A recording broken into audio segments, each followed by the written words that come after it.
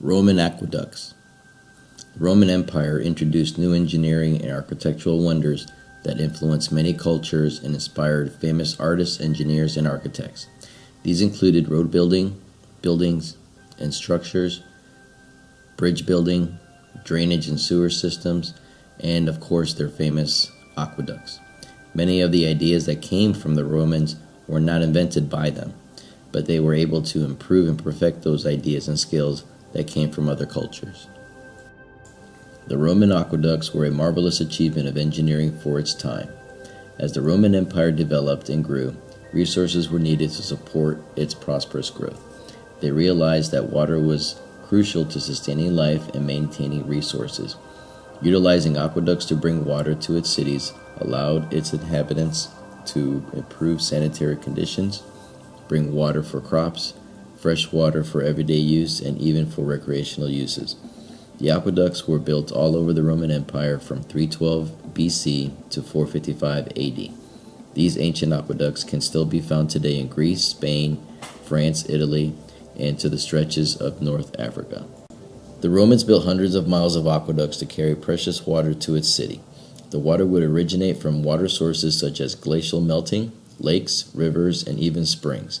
The city of Rome had 11 major aqueducts, feeding its highly populated growing city.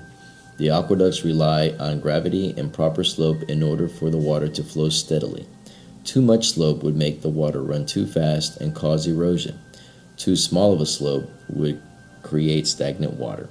The aqueducts also would run above and below ground. The majority of the aqueducts were underground, and only when a valley of lowland that needed to be traversed was the aqueduct exposed.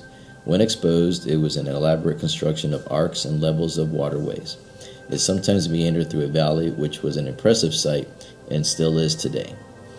Some tunnels were underground and cut through mountains. Once the tunnel was dug, it was lined with stone and mortar. This was accomplished by using levels in order to keep a straight line with a consistent slope.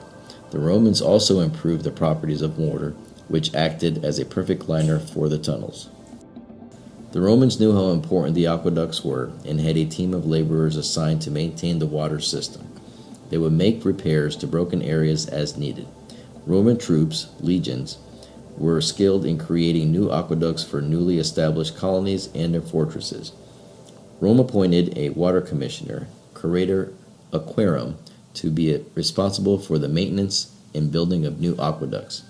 Sextus Julius Frontinus was appointed in 97 AD by Emperor Nerva. Frontinus actually documented the history of the water supply of Rome. It included the laws, maintenance, discharge rates, and quality of water.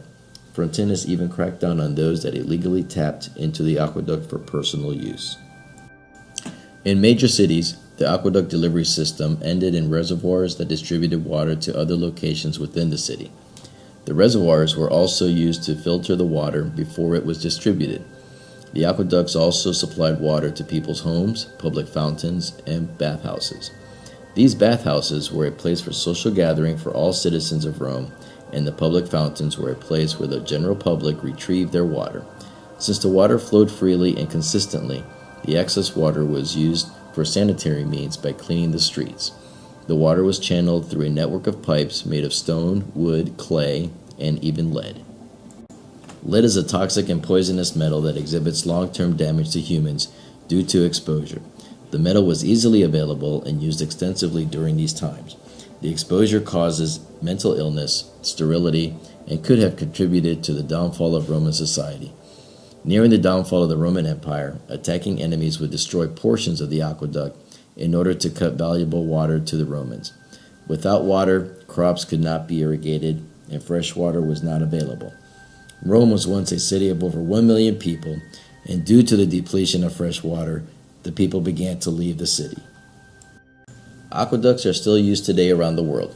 The Romans' influence is apparent with many ancient aqueducts still standing. The aqueducts are a monument of the Roman Empire's innovation and impact to our culture.